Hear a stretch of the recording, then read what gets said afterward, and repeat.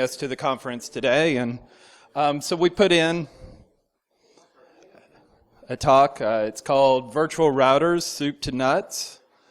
And we started telling our friends about this and what we were going to talk about, and we didn't get the enthusiastic response that we expected. We got a lot of, huh? What? Oh, why do you want to talk about that? What?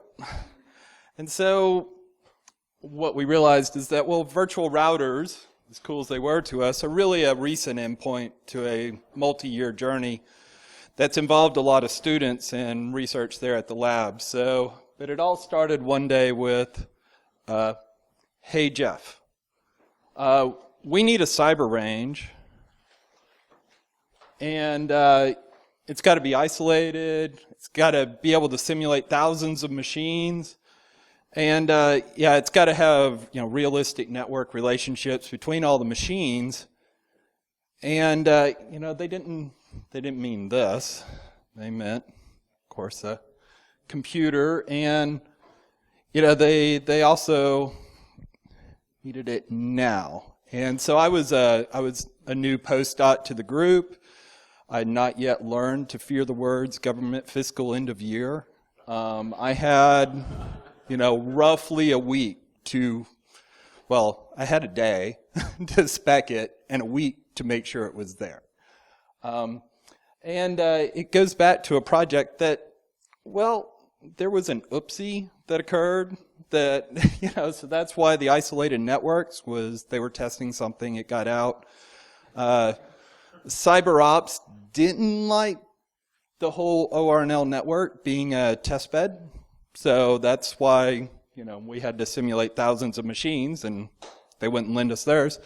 And, we couldn't make it too easy for it to spread around, so it needed some realistic relationships in between. So I do work at Oak Ridge National Lab in the Cyber and Information Security Research Group, and about half of us are mathematicians. The other half are computer scientists. Most of us do have PhDs, and we're not sitting around all day watching cyber threat analysis or anything like that. This particular video Hyperion was a project featured here at the bottom, and I saved it up here just to give you all an idea of what do they do there. And so Hyperion's a project. It takes binaries. We don't need source code. And it takes any binaries and then converts them into their fundamental mathematical objects or their behaviors. And that's both hard math in terms of a lot of computing, a lot of very difficult, and it's also very hard to prove. But anyway, that's a recent project of ours that has been licensed. And so we don't make products at the lab. So we license technologies. And so it's a little different than, but working at the national lab it's totally normal, right? And once you get your PhD, we no longer make you wear your sport coat into the server room. Had to get that one in there, Tommy.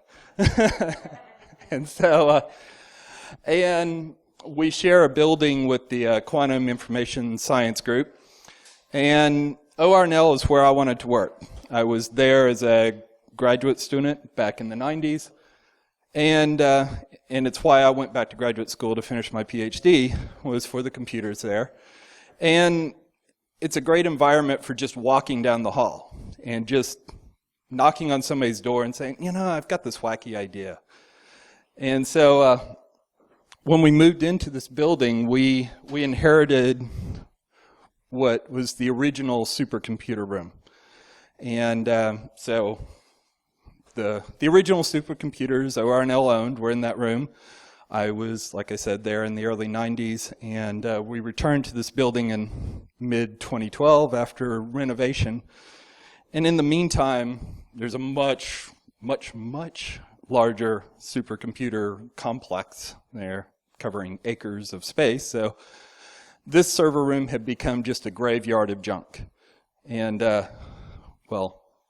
this is actually it today, because we just got in 50 servers from Titan. But, it was much junkier than that. It was a huge, pile of stuff, and we're still pulling stuff out of that room. But I saw a great quote over at Preservation Pub, Thomas Edison: "To invent, you need a good imagination and a good pile of junk." And so this room provided that for us. So getting back to the story, so the computers were on order for the cyber range. And in the spirit of Oak Ridge, we started building before we knew what we were building. And so what's a cyber range? And a colleague had pointed me to one. He's like, oh, go talk to Cypress. Yeah, so this is a Google search from a few days ago. They're still number 3 on the list. And he said, go talk to them. They're a cyber range. I was like, oh, okay, I'll go talk to them. Well, up here, I think it says, realistic hands-on cybersecurity training scenarios, blah, blah, blah, blah. I'm like, cool, but where do I blow stuff up? I missed that part. And the Michigan Cyber Range is kind of the same. It says cybersecurity courses, exercises, services, and, well, both of those are training. And so that's one of our T's, but then we've got the National Cybersecurity Range, or Cyber Range at the bottom. Well, this one's from DARPA, scale model of the internet, which can be used to carry out cyber war games. Now, they're the ones that got the testing. They got where you can blow stuff up. So we were kind of left with, okay, we've got these computers, they're here. We got to turn these things into a cyber range. And the first one you kind of get for free, isolated network, assuming I configure everything, so everything's internal to the cluster, then I just pull one cable and I've got that one. So that one's cool. That one was easy. Okay. So the second one was thousands of virtual machines. And so this is going to go a couple of different directions. And the first one is called Megadroid. And this is a colleague at Sandia National Lab out in California. And as it says up there, 300,000 androids clustered together to study network havoc. And so they had booted hundreds of thousands of Android virtual machines.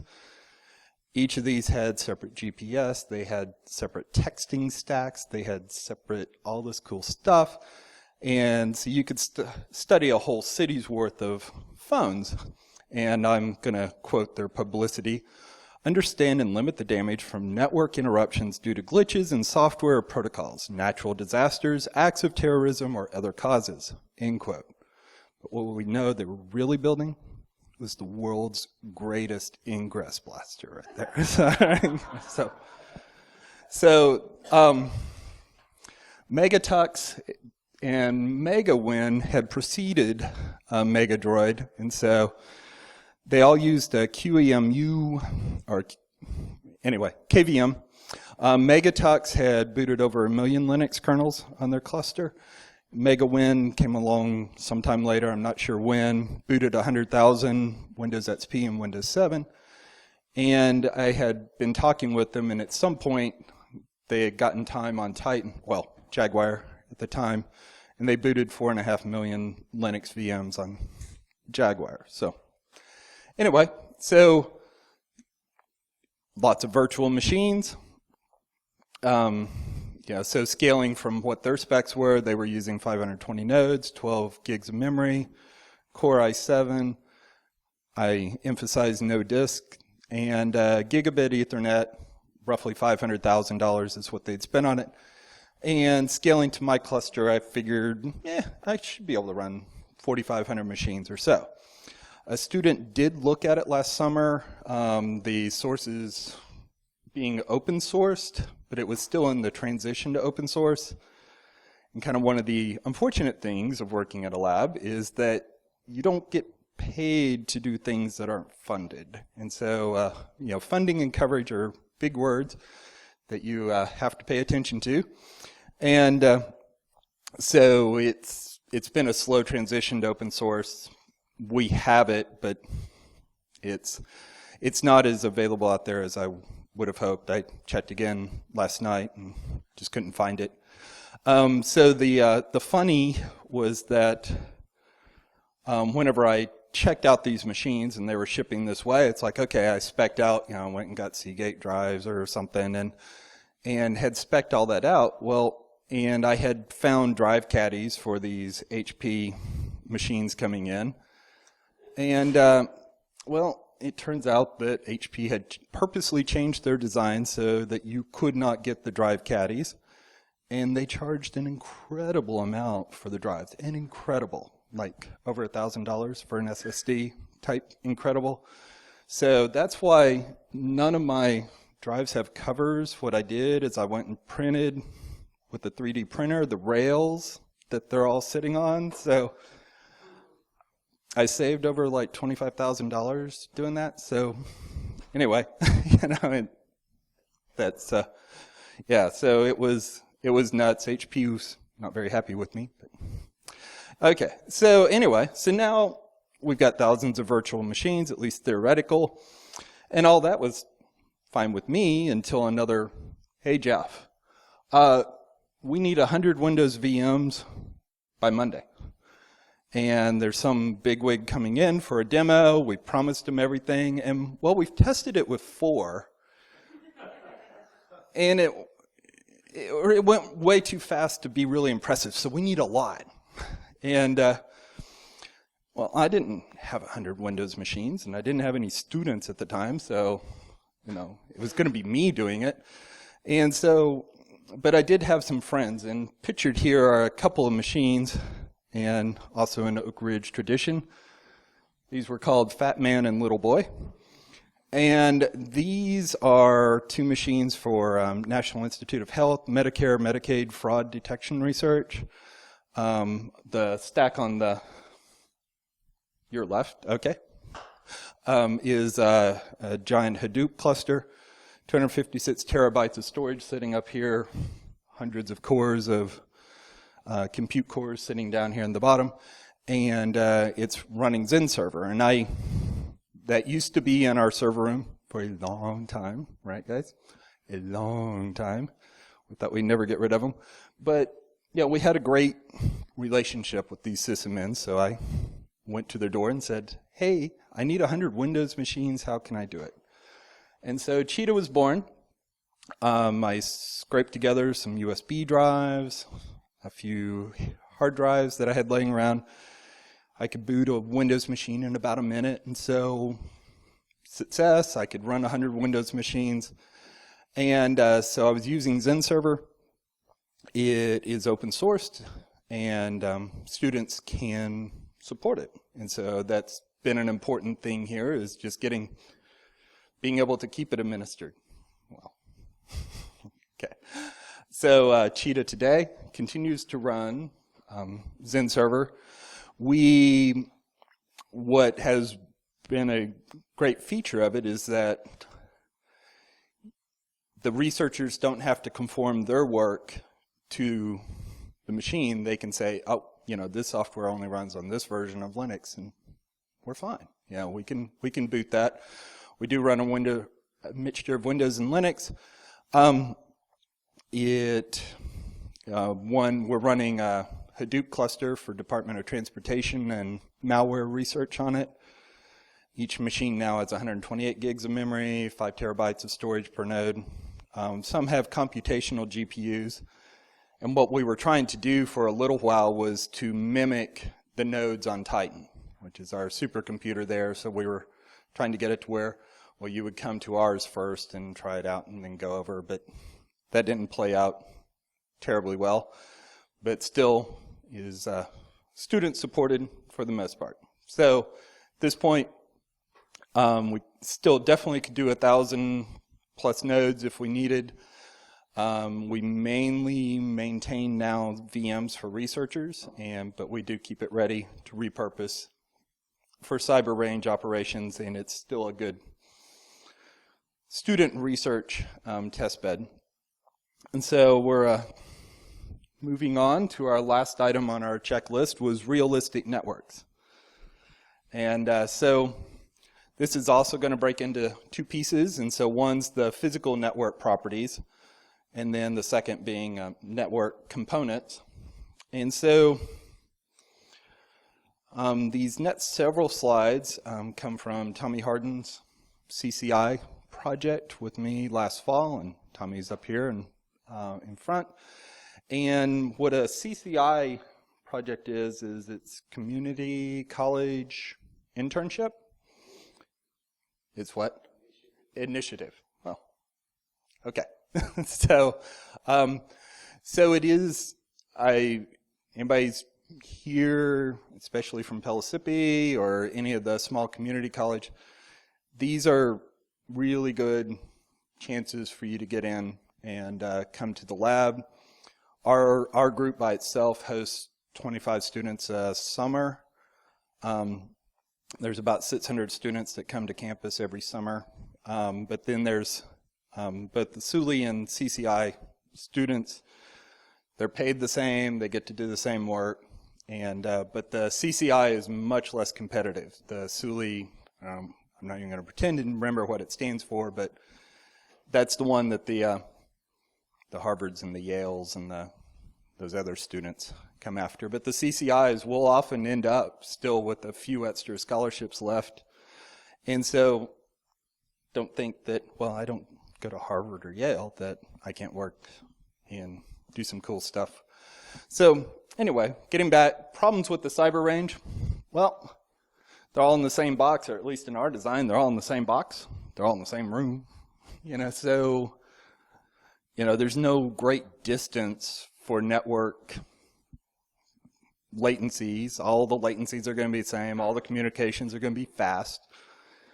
And they're all going to be reliable. Well, real-world networks don't have those traits. And so we had the question, so how do you add these physical network properties to a stack of just servers? And so this involved walking down the hall and chatting with somebody, and I was just, hey, have you ever heard of anything? And so I asked another colleague, and he pointed us towards something called WANEM, which is Wide Area Network Emulator. And so this is where Tommy's project picked up, was exploring WANEM. And so it was to add the real-world simulation of packet movement between networks with dropping packets, network latencies, bandwidth usage. We had set up a small experiment, and so this is showing we had 25% packet loss is what we were aiming for, and a 200 millisecond latency. And so we have a column of 200s, and you laid it out, hooking it up to a normal network switch, but then you were routing through the WANEM box in order to pick up these traces, or to pick up these network features. And so with WANEM, well, it was old. It was Knoppix based, which I don't know a whole lot about Knoppix, and it was old, but it was open source.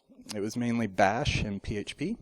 The way we booted it, it was just a live boot image, and it was set up through a web page, so there was no scripting, and we were trying to pick these features up, and what we really wanted was this module that we could take and plop into our chain somewhere in the Zen server, and then we kind of hooked some machines behind it. And so then in order to get to those machines, then you would pick up all these features like they were on the other side of the country. And so digging through the scripts, we found that it was all really ultimately an interface over a command called TC, and we're like, what's TC? So it turns out to be a good old base component built into Linux, or the Linux, at least the router stack of Linux. And so it stands for traffic control. All the different physical features that we were wanting are just, you set arguments into TC, and so overall we could declare, this is good enough. We could somehow kind of work around TC, set up a very small Linux virtual machine inside of our Zen server, and wire into Ethernet ports, have TC in between, and so we could declare this one success. And then after we'd done all this work and dug through all this stuff and piled through all that junk, I went back to my colleague that I'd originally asked about WANM, and he's like, and I said, you ever heard of TC? And he's like, oh yeah, of course, that's traffic control. And he went on, and I was like, well, you could have saved us a lot of work. But, well, it was fun. Right, Tommy? Okay. So it could be a little messy, but we kind of considered the messy and the homegrownness of this to be a little bit of its charm. And so we're getting down finally to our what our subject was originally to be, the virtual routers. And so cyber ranges in any of these things, we do malware testing and things like that. But for those, you're really mainly focused on the machine realism. Can we hide that it's a virtual machine from the malware so that the malware will do whatever it's supposed to do?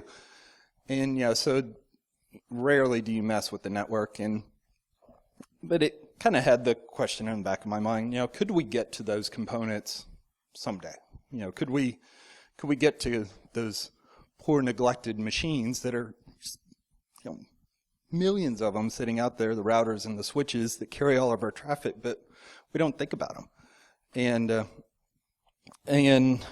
so anyway, inside of the various virtual machine clusters that you work with, XenServer, VMware, they have virtual switches. Turns out XenServer uses something called Open vSwitch. It's really cool. I don't understand it. I get very, very, very confused with it. VMware has this virtual switch it's one that I'm much less confused by. And so at least I could see, oh, this is hooked to the NIC. Okay, I understand that. And if I hook a wire in here, it's going to go to these machines. Okay, I understand that. You don't get that luxury with Open vSwitch, at least not yet. And XenServer, there is a VMware feature for like advanced VMware that we don't have. And it's called their virtual distributed switch, and that is a Cisco virtualized switch, I think, a V1000. Anybody here from Cisco that can verify that? So I did have a student last summer trying to figure out Open vSwitch for me, and he was trying to create good networks and bad networks, but it didn't go real far, and it was still confusing. But overall, there are wires or something. Somehow these machines join together, but it is still virtual. And is Open vSwitch going to behave like a real router? Could it be misconfigured like a real router? Who in the world knew how to configure one of the stupid things and misconfigure it like a real piece of hardware could be?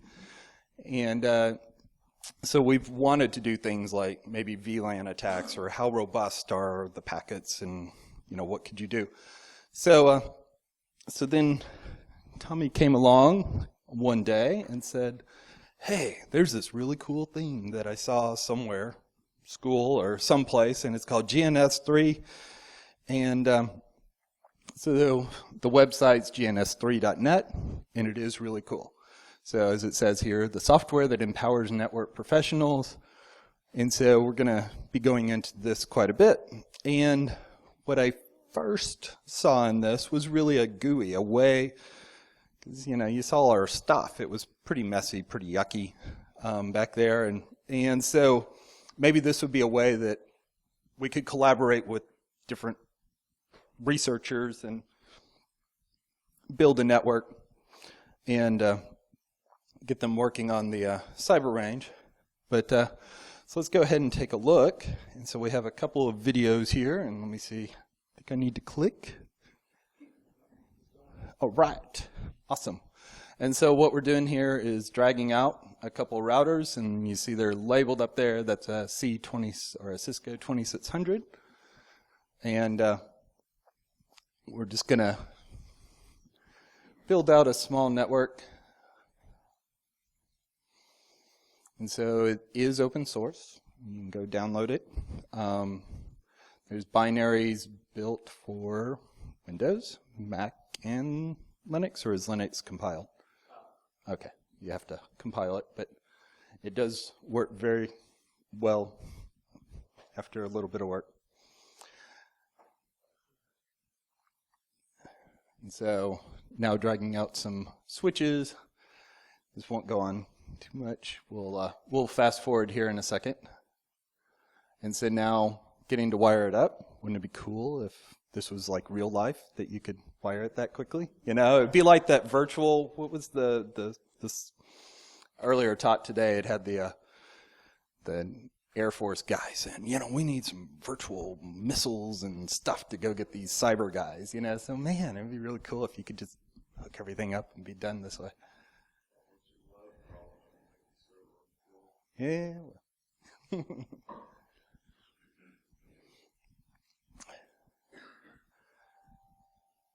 Okay, so I think we're pretty close to the end, so I'm going to go ahead and jump to the next one. And so it's been all hooked up. Oh, flea bugs. Yeah, it's par for the course. Okay, so let's see if we can get it to play. No, we don't want to play that one again. All right, are you going to play? Please? Yay. Okay. All right, and so what we're showing here, he'd gone ahead, and so Ben's been the one laying all this out. And so we're actually going to Wireshark some of the traffic on this laid out grid. And so go to a machine. He started Wireshark on one of the links.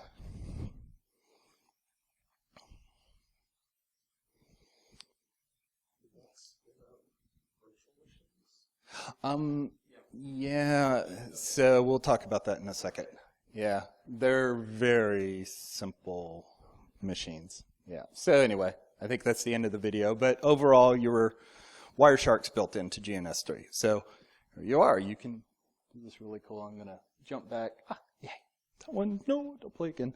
Anyway, you know, that you've got it labeled, you've got it played with, you've got stuff and blinky lights and all kinds of cool things right there. It's great. And so let's see if we can go over, please. Yay. All right. So GNS3, it was originally created and is focused on the networking certifications, so the CCNA, that kind of stuff. There are training videos on itpro.tv, and so both Ben and Tommy have watched that. And it's just a great test environment to tinker around with lots of equipment that you could never go out and actually own. And, you know, I like I said, I saw a GUI for this big mess, and so maybe we could do something like, well, you build it in GNS3, and then somehow we turn a crank, and poof, it worked out on SynServer. It would already be tested. It would already, the researchers could go, oh yeah, that's what we want, and there it would be. So that's what we were hoping for, and there was one other feature in here, and this is where we get to virtual routers and running real iOS. And so hopefully it's another video here. What I'm going to do, I've already forgotten. So, okay. Or is that a PC? I missed the, so we're on, so to answer yours, the PCs are really simple. They have basically ping and I don't know what else, but not very much. You know, not much above a DOS box, if that far. And so he's pinging inside the left-hand network, so it's just going across the switch here. And so, yay, success. And now,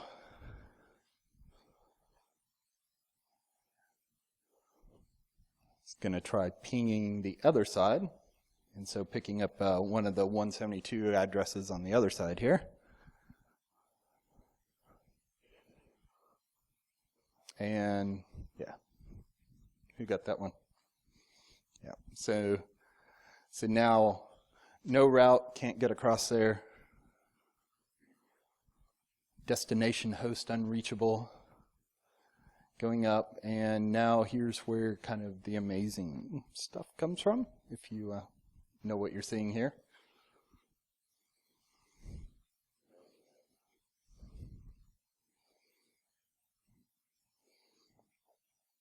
And so that was a show IP route command.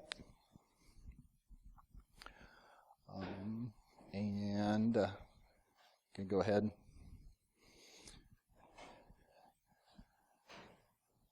At some point.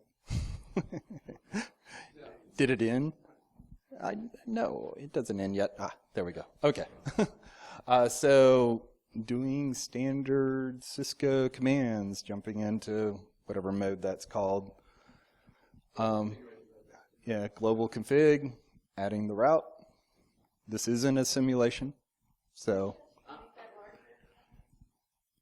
No? Sorry. I was stretching them out as much as I could. I'm sorry, but I'd be glad to play it. And so adding the route, I can read it to you.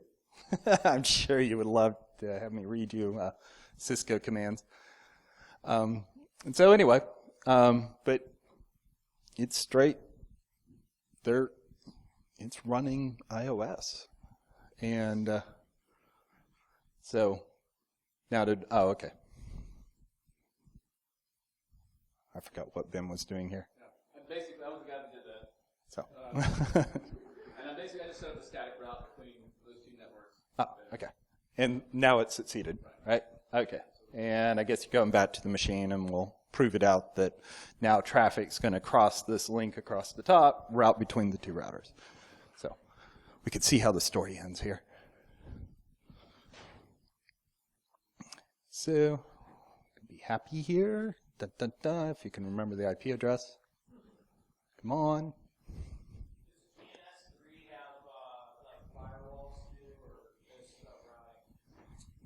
Okay, so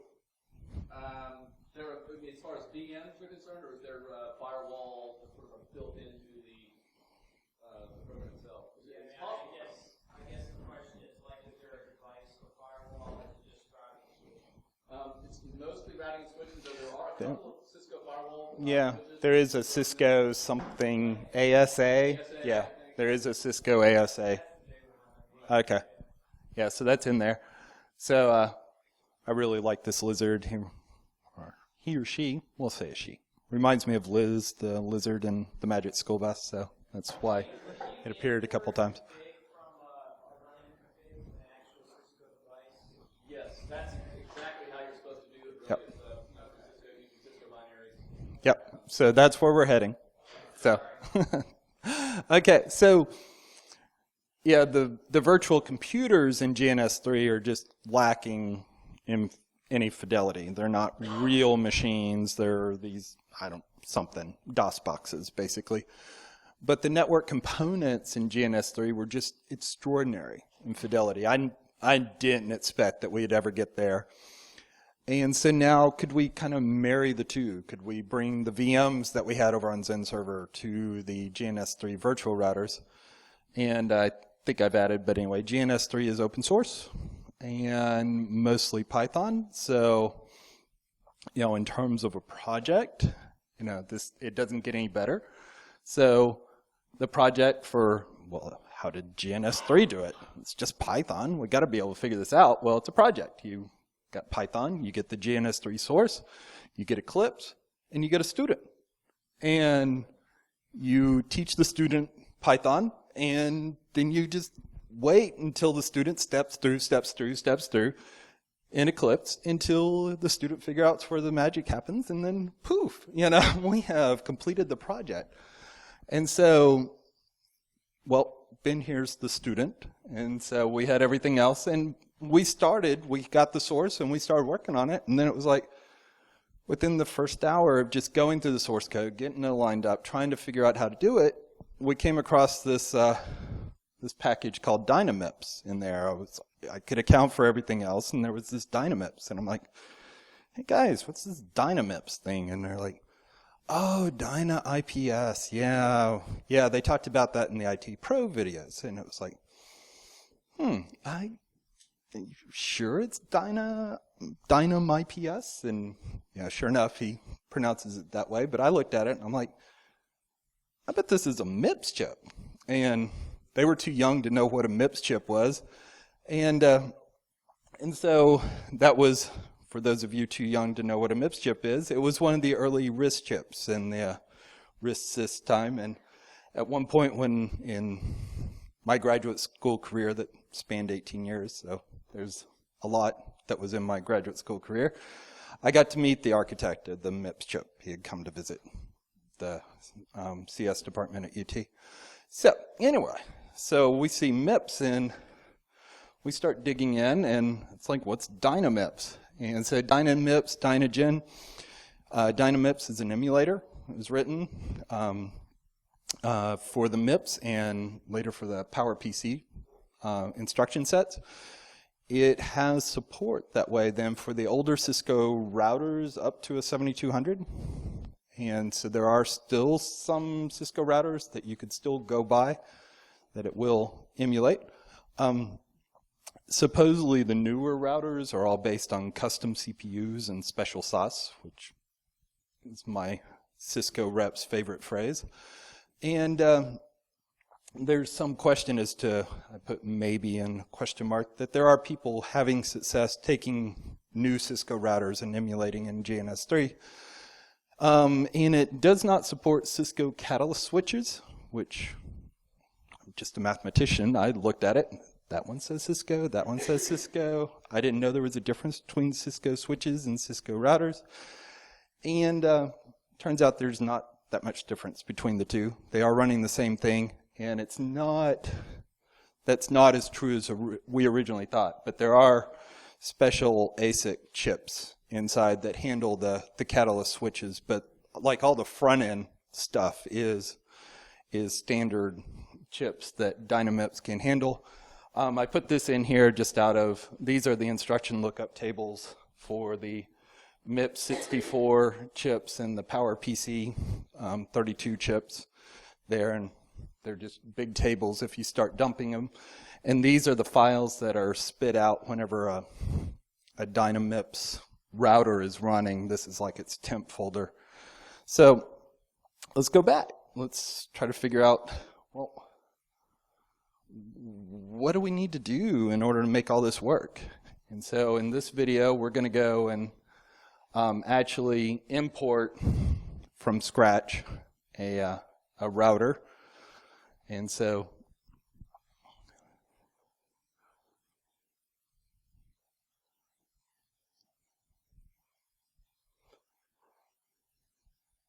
this is back in GNS3.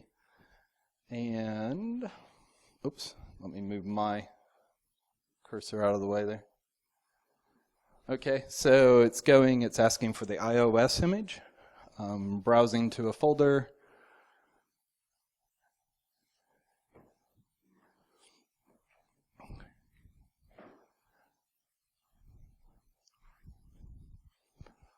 And choosing, this is a C2600 or Cisco 2600 image.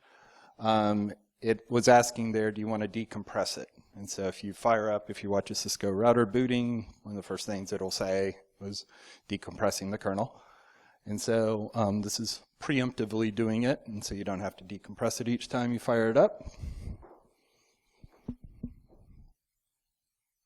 Da, da, da.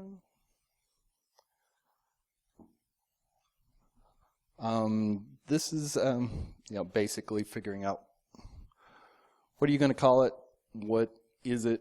Well, it's a 2600, but the drop-down chassis and platform, it does have a slew of different models. If they're, like one of our other ones was a 1721, so out of the 1700 series. But this is an interesting one that you would never be able to do, is that you can sit here and choose different hardware to go in the slots that would be on the physical router that if you had bought one. And so you could choose this crazy equipment. Some of the other ones that we'd chosen like fiber cards and threw them into the slots. This one's a whatever. Oh, okay. So that's a 16-port Ethernet switch, right? Okay. So you could create a switch router type of thing. And so in this one, these are serial cards. So if you were doing T1, T3, that kind of stuff, you could do it. I guess you put one in there. Yeah, might as well. They're free. And a different thing, I'm going to speed it off here. So was the idle PC factor, but that's just to get it to where it doesn't abuse your CPU, whatever you're emulating on, quite as much. But overall, we got an image, whatever that is, and we set some stuff, and cool. So what do we need to do it? Well, for virtualized routers, we needed a .bin, whatever that is, and we needed a config file. Well, my students wouldn't let me know where they got the .bins, and you all can ask where they came from later, but they came from our Cisco routers. Any Cisco people here? Good. That's exactly where they came from. So this is off of one of our Cisco routers. That if you do a dir of the flash folder on every Cisco router ever, here is a file called something something something .bin. That's the same file. So you go get a Cisco router, there will be a .bin there. You do show running config. Good. All right. I'm new to the Cisco stuff. You'll get the other config file. So I've got a .bin, I've got a config, and so now my question became, well, if I can do this, can I have an iOS bin file, a config file, and can I deploy this into my cyber range? And so this is my very poor drawing of what I was thinking. I was like, run a Dynamips router iOS thingy up there, have lots of ports, and we'll connect to it, and wow, this will be great. And so, asked the question, and well, my solution was, well, GNS3 does it. GNS3 just needs Python. I can make a really thin Linux wrapper, put Python in it, fire up GNS3, fire up a router, have some ports somehow or other down there, and so that was my solution. Thankfully, Ben found a much more elegant solution, and so it's going to come up and tell you about that now. Okay, how do I press next on this here? Okay, right here? All right. Okay, so to make this kind of quick, I really was inspired for the connection to be made through this guy here. So whoever you are, thank you. I was really just looking at virtualized routers, did a Google on it and everything, and I came across this, and all of a sudden I started reading through this, and I said, wow, Dynamips and Dynagen, that's what he's talking about. He's just dispensed with GNS3 and gone back in time to Dynamips and Dynagen. So, all right. And then here, and just to get this to play, I just click it, right? All right. So, okay, VirtualBox VM, all right. Firing it up here, logging in here, and so I'm going to basically show how we could go back in time, right, to move forward, and take a look at Dynamips. Now we're setting up, this is what they tell you to do, set up these directories here, all right, and you've got your configs, images, and working directory, and we're going to look basically at the configs and the images. That's really, for details purposes right now, that's the most important. So I'm going to go into the configs file, and we're going to look right here at what's called 2600.net, which belongs to Dynagen, right? Dynagen uses a text file, right? It parses these text files, right, this text file, to set up the VM, the router VM, right, and gets it running. So we got the RAM, we've got our disk, we've got, notice that we got the location of the bin, and we've got a telnet port, and we have some other ports that they've set up there. So a way to map that to the actual VM. So you're mapping interfaces to the VM interfaces. All right. So now we're going to look at this. Takes a basic, a startup config. That 2600.initial.configs.txt is your basic startup config for a Cisco router. All right. So that's basically there. It's going to be loaded onto our VM router, or our virtualized router. And we did have a little bit of some addresses already put in there. So, all right. And the next step here is we're actually going to take a look at our images. We've got another little file over here, a directory for where we keep our Cisco images. We have a .bin and a .image. .image has been decompressed. It usually helps. That's helpful for the CPU to actually already have it, decompressed there. So now we're going to run what's called the Dynamips command for the Dynamips software in hypervisor mode. -H. It's going to listen at port 7200. I guess on the VM's, TCP ports. It's running out, and then we're going to run Dynagen to actually configure the specific VM instance. Okay. Yeah. Well, yeah, this is actually my laptop here, but it could be run. Yeah, hopefully to get it over to to Zen server or some other virtual environment. All right. So now we've entered the Dynagen. Run that command. So now it's basically up and running, right? And the way that you get to it, well, I'm going to show you a little bit here about Dynagen. Basically, Dynagen was written as a text-based front end for Dynamips, and so you got a bunch of these little commands that you can run to interact with the VM, and you can also set up several instances of VMs. You can set up 3 or 4 different routers and interact with them through this text console. But the best way to do it is to telnet, straight into your virtualized router. So, So I'm putting the little telnet thing here, telnet command. That's the actual, that's the IP address of the VM. And there's telnet port 2001, I guess. And there we are. There we're in exec mode on the Cisco router. I did a show running config here. Don't worry when it complains about the RAM. There's little things you can fiddle with, like, fix the amount of memory. So we did a show running config. It's building the configuration. It looks like, basically you've got console to a Cisco router, and there are our addresses that we've configured on the interfaces, just like we had in the startup config file.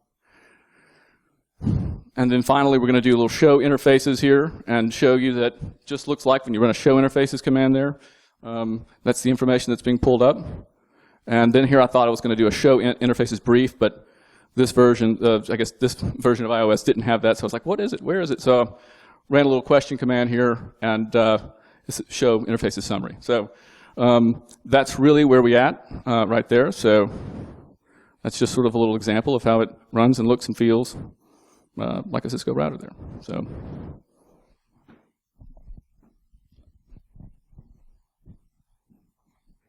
Thanks, Ben. And so, coming up to the end, and so where could this take us? And so we were feeling pretty proud of ourselves. We had really dug through a lot of cool stuff, and a couple weeks ago, a coworker in our group, who we've never met in 4 years, he's coming back to the lab. And so he spent the last 4 years as program director for the NSF, Computer and Network Systems program. And so he came back to give us a talk about what he's been seeing, what he's been working on, what the proposals are there. And so one of them was this NSF Cloud, so it's National Science Foundation. And he had this slide that I took a picture of. And so on the left here it shows one of the original ARPANET routers, had 1 core, a whopping 1.1 megahertz clock, 64K of RAM, and no disk. The disks were too expensive back then. And it cost $2.5 million, well, in today's money, so $650,000 then. And on the right is something he's calling the Genie project, and it's the rack has whatever, each U high had 32 cores, 2.1 gigahertz, 16 gigs of memory. 16 gigs of memory, 4 terabytes disk space, I guess. Cost $200,000 for a full rack. And what you're running on here are virtualized routers by the thousands. And so what? Well, what this is enabling is, as he said, Genie is deeply programmable, It's sliceable, and it can cut across all these different resources that the NSF has funded over the years. And so, great. So you have something federated, distributed, high-performance computing. It's the fancy words he used. But now, as you think about it, what research grants used to be, well, I've got this big problem. Well, I need a really big machine to solve the big problem. And so the research grants were often about, how do I get this big machine? What am I going to do with it after it's over with? But with these virtualized routers, well, we can slice you off a chunk of a machine across all the resources spanning the whole country and give it to you. And so I coined the term, writing up the slides, personal supercomputing. It's allocated kind of on the fly as long as you need. And so now it has the potential to free up all that research, and that you can slice it out, get it. Well, that's cool for the scientists, but what about the rest of us? Well, it's all this. The GNS3 community is one, now has millions of people. They're pulling in Juniper routers. Juniper's participating, Cisco, the Cisco labs, Juniper labs, some different things that Ben's found. I still don't understand software-defined networking. Well, there's a $50 class that you could sit there with real things and do real stuff instead of going and buying a Nexus 10K, whatever it is, trying to understand this. Training, certification still, but it's become a great tinkering environment. And so playing around to understand the new threats. There's Puppet scenarios. You can trace out what's Puppet do, all that kind of stuff. So I don't want to slight Cisco in any way. They have turned a blind eye to using their .bins. The Cisco rep was in my office a couple days ago, and he was like, well, all that's fine, but we have this product, and it's called the VIRL, Viral something Lab Personal Edition. It's $200.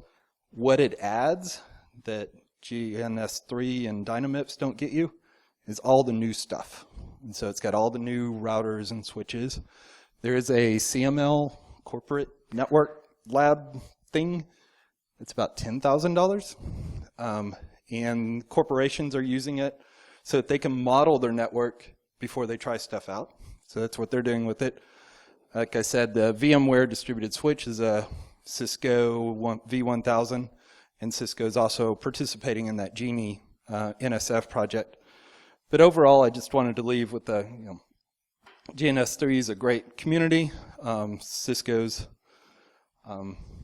been good too, but really like to see them, contribute those missing machines that eventually the Dynamips is just going to die out from, just can't simulate the chips anymore, or emulate, sorry, not simulate. So overall, cyber ranges, virtual labs, important for the big 3 T's, the teaching, which the testing, so the cyber range type things that I was thinking of, and now I think it's important for the tinkering. I wanted to put a shout out. I'm in one of the 2 organizers for DC 865 local group, and so we get together twice a month and tinker with the computer stuff. And Knox makers, they've been the soldering people over there. They're on the 2nd floor. You aren't going to see them unless you go upstairs in the scruffy city hall, and I don't know if they've left yet. But anyway, they're here. Great groups, and we get together and play around and tinker and sometimes blow stuff up. So that's what we have. Thank you.